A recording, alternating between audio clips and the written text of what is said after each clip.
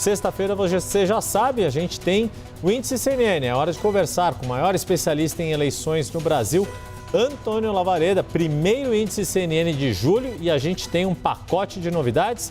Mas primeiro, roda a vinheta.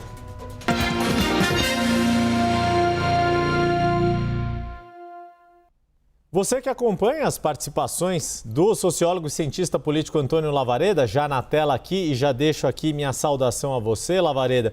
Quem nos acompanha já conhece a forma como nós trazemos análise aqui, em especial, ao longo já de bastante tempo, a aprovação e a desaprovação do governo. Ao longo do primeiro semestre, Lavareda, nós mostramos uma recuperação ponto a ponto da imagem do presidente, mas ainda sem superar a visão mais crítica do governo. Então, quero começar contigo e te ouvir se, na sua avaliação, como que Lula chega neste segundo semestre a menos de 100 dias do primeiro turno, e esse é um dado importante porque, afinal de contas, se trata de um presidente candidato à reeleição. Então, a primeira questão que o eleitor pensa é: aprova ou desaprova este governo? Quero manter ou quero mudar? Se quiser mudar, para quem? Essa é a outra pergunta, mas a gente fica nesta primeira análise que o eleitor faz e o Lavareda nos explica aqui na tela.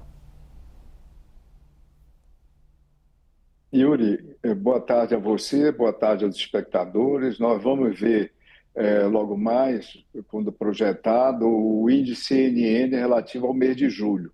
É importante o espectador saber que, como nós estamos começando o mês ainda, há apenas uma pesquisa, a pesquisa Meio Ideia, relativa ao mês de julho. Então, no mês de julho, há apenas um instituto presente nesse gráfico que será apresentado. Você vai ver, então, que o desempenho do presidente Lula, ele vem mais, como o Yuri já nos lembrou, ele melhorou ao longo desse primeiro semestre. Vejam, projetado em junho, ele chegou a -1 até o final de junho, e na primeira pesquisa de julho, que é a pesquisa Meio Ideia, ele tem 49 a 47, um saldo negativo de 2 pontos, é quase um empate. Sendo uma pesquisa apenas, nós podemos e devemos lembrar de margem de erro, e levando em conta a margem de erro, nós temos um empate técnico. Mas mesmo nessa pesquisa, já que eu me referi ao Instituto Meia Ideia, o perfil, a evolução da aprovação do presidente nos últimos 2 meses é francamente positiva. No início de maio, o governo tinha no Meia Ideia um déficit, o saldo era -9.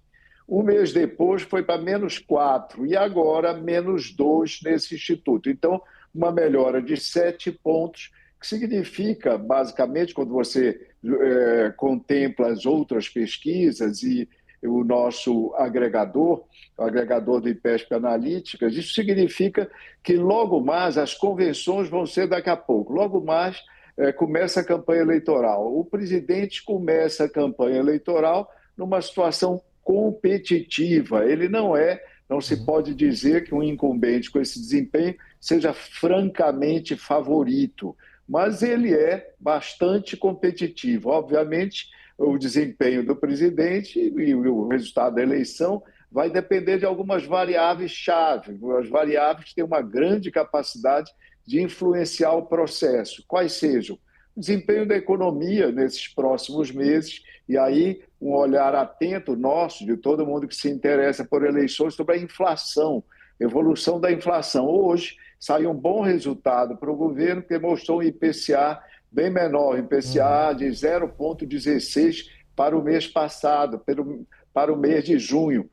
Em 12 meses, estourou o teto da meta, mas, considerado especificamente o mês de junho e o mês de maio, quando o IPCA tinha sido bem superior, foi um resultado positivo. Então, eu dizia, a economia é uma variável importante, obviamente, junto a isso, a questão da evolução do emprego e da renda, o caso Master e as consequências do caso Master, novas operações sempre vão afetar, vão ser uma variável presente acompanhando a eleição, também eventual recuperação de fatos, novas informações do INSS e, por último, nós não podemos deixar de considerar em nenhum momento o fator Trump, como o presidente norte-americano procurará ou não interferir nas eleições brasileiras desse ano. Yuri, então, do ponto de vista da aprovação, nosso índice CNN de aprovação do presidente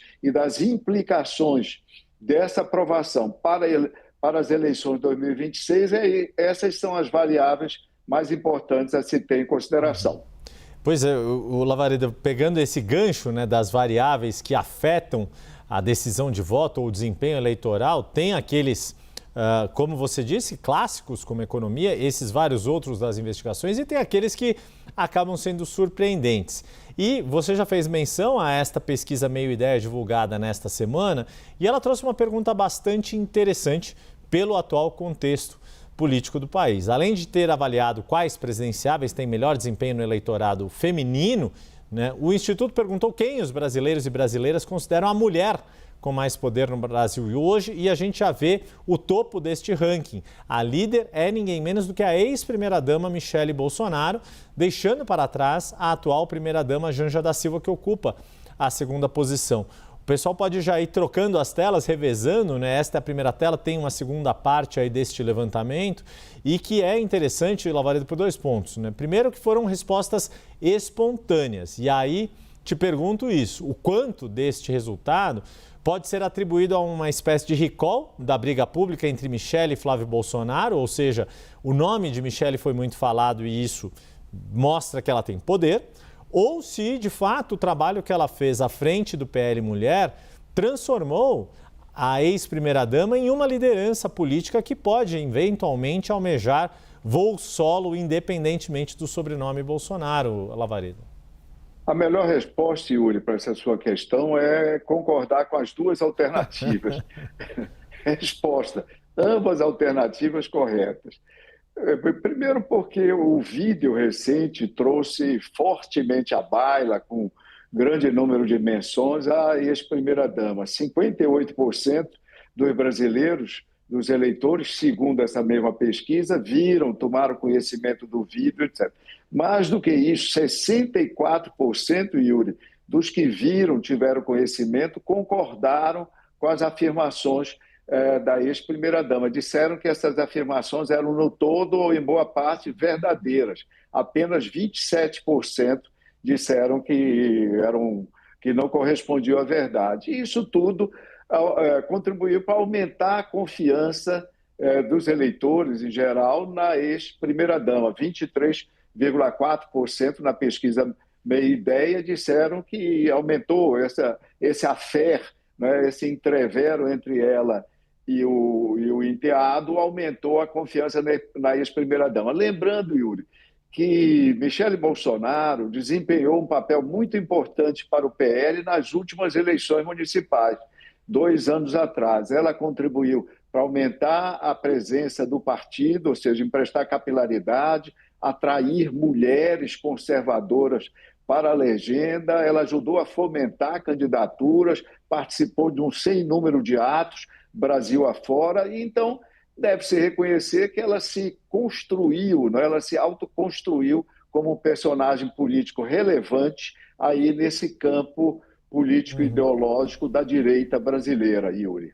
E bem rapidamente, né, Lavareda, vale uma nota aqui sobre a atual primeira-dama, Janja da Silva, que começou o mandato buscando protagonismo e tendo uma participação bastante efetiva do ponto de vista de imagem pública, e isso paulatinamente foi se reduzindo depois de algumas escorregadas e até de ter levado uma chamada pública do próprio marido do presidente Lula quando fez um xingamento público contra Elon Musk, e ele disse, o próprio presidente disse que não era para isso, que, né, não era o caso de se fazer isso, Lavareda.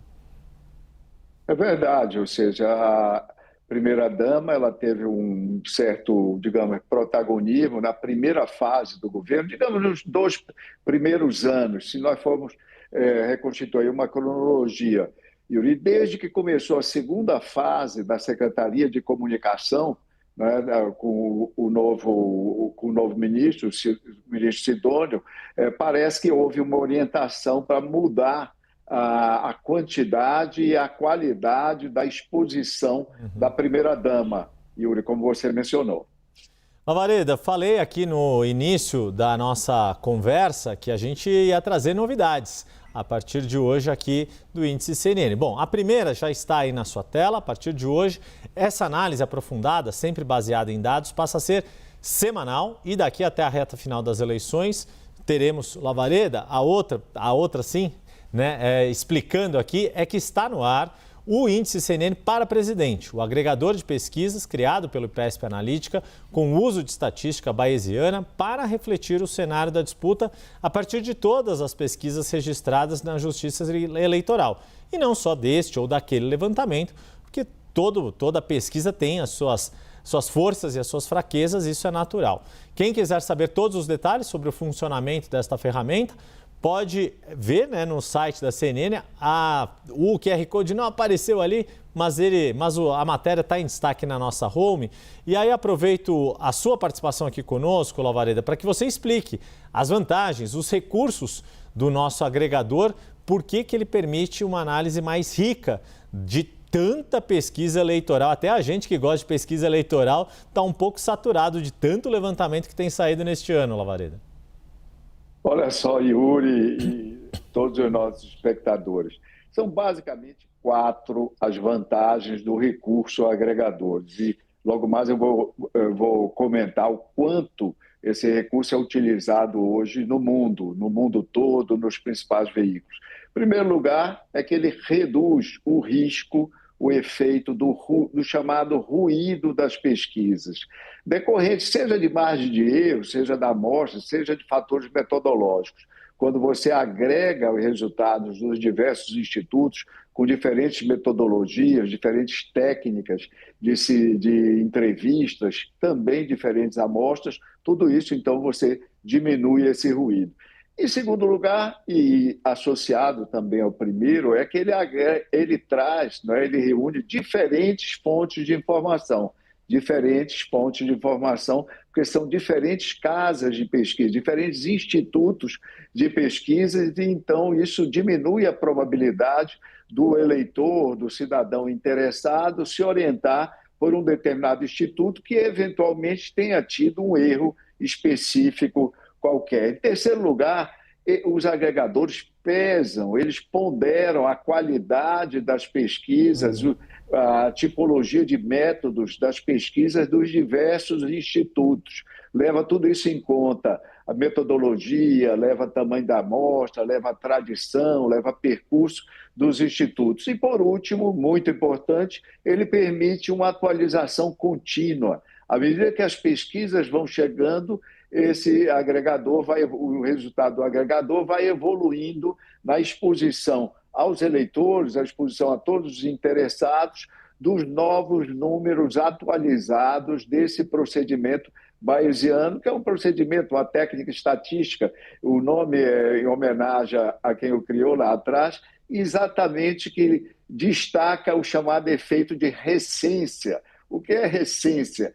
São os levantamentos mais recentes que adquirem um peso maior na composição desse agregado, dessas médias, então, do agregador, que no caso, o agregador feito pelo IPESP Analítica para a CNN. Agregadores são intensivamente utilizados hoje mundo afora. Vamos lembrar, em primeiro lugar, a CNN norte-americana, usuária do agregador. E, às vezes, os veículos patrocinam pesquisas, mas não deixam pesquisas específicas, mas não deixam de utilizar agregadores. Nos Estados Unidos também, New York Times, o jornal, utiliza frequentemente agregadores, é um agregador famoso, Real Clear Politics, que é um dos agregadores mais famosos. Na Europa, o Financial Times, o Le Monde na França, BBC, utiliza também agregadores na Grã-Bretanha, a CB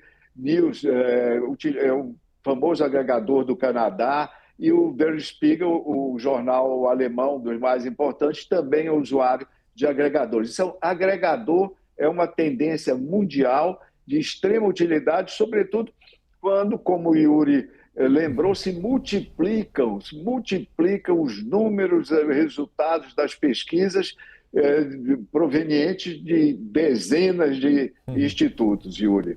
É isso. Bom, Lavareda, então vamos mostrar agora a primeira rodada do índice CNN com o agregado das pesquisas de primeiro turno. A tela está aqui. O que o agregador calculou? Lula com 41% num cenário de primeiro turno que tenha Flávio Bolsonaro como seu principal adversário, 31%. Os demais candidatos, Romeu Zema, Renan Santos, Ronaldo Caiado, entre outros, abaixo de 5%. Como as pesquisas mais recentes têm apontado estabilidade nesses números, Lavareda, e à medida que mais pesquisas forem surgindo, o agregador vai passar a ter uma série histórica quando se consolidar o quadro definitivo de quem de fato estará com o nome na urna em 4 de outubro de 2026, o agregador vai deixando claro que a hipótese de haver segundo turno na eleição presidencial é praticamente certa e seria necessário uma guinada muito forte nesses números para que nem Lula ou Flávio não estarem nessa disputa do segundo turno em 25 de outubro. Parece que o cenário está razoavelmente consolidado a preços de hoje, Lavareda.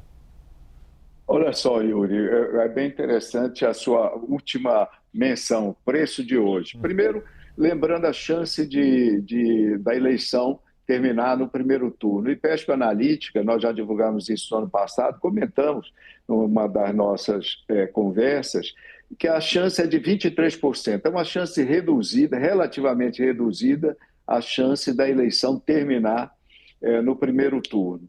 Agora, com relação a esse quadro ser definitivo, Yuri, ainda nós temos que assistir muita água passar sob a ponte.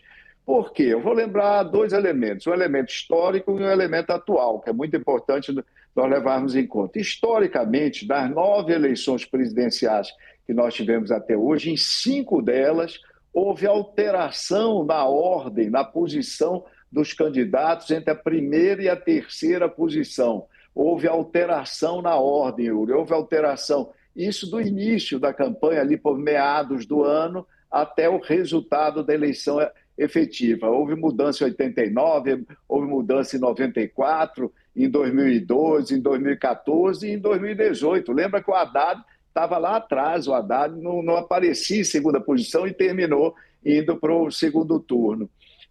Em 2022 não houve entre primeiro e segundo, mas houve entre terceiro e quarto. A Simone Tebet terminou ultrapassando Ciro Gomes, como nós lembramos. Qual é o problema? Qual é a questão que nós devemos estar atentos nesse mês em especial até as convenções, Yuri? É a fragilidade, e isso é uma novidade de 2026 em relação a 2022 e até outros anos, a fragilidade apresentada pelo segundo colocado, pelo senador Flávio Bolsonaro, que tem acumulado problemas. Começou com o problema do Vorcaro, com a revelação da proximidade da solicitação de dinheiro para o filme, avançou com as revelações e com as reclamações da ex-primeira-dama Michele, passou pela mudança de marqueteiros, mudou os 2 marqueteiros, o marqueteiro digital, o Marcos Carvalho, o marqueteiro geral, que era o Marcelão.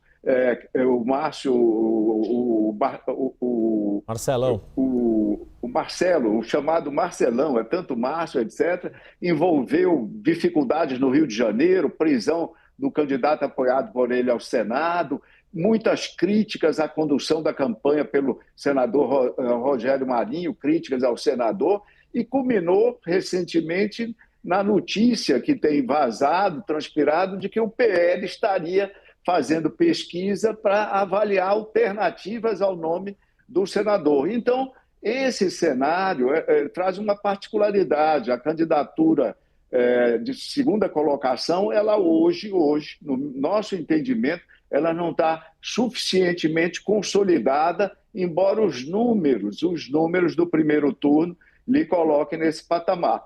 Lembrando também, Yuri, nós não trouxemos hoje o índice do segundo turno, vamos trazer em próximas conversas, em próximos quadros, mas o senador Flávio, depois de ultrapassar Lula nas projeções do segundo turno, em todas as pesquisas subsequentes, já são mais de 10, ele fica abaixo de Lula, ele passou a perder para o presidente Lula, o que também é um fator de fragilização da sua postulação. Nós precisamos estar atentos e acompanhar a evolução dos fatos. Estamos longe de ter qualquer coisa consolidada e, embora a preço de hoje, o quadro já seja esse.